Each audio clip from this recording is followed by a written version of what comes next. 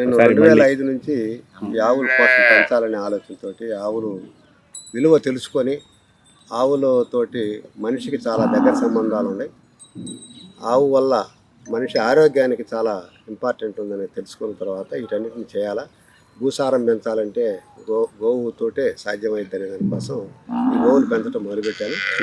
అది మొట్టమొదట 30 నెలలకు కొన్నాను. ఆ తర్వాత సంవత్సరానికి ఒక 50 కాడి పెరుగుతూ వచ్చినాయి వ్యవహారం.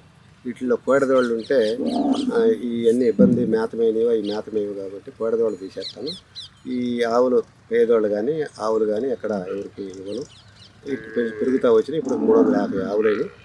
వీటికి పోషణ అంతకుముందు అయితే కరోనాకు ముందు ఈ రాజధాని కానీ ప్లస్ పులిచింతలు కానీ ఎటో పోయి మేసి వచ్చాయి. 8-9 నెలలు బయటనే ఉండేవి.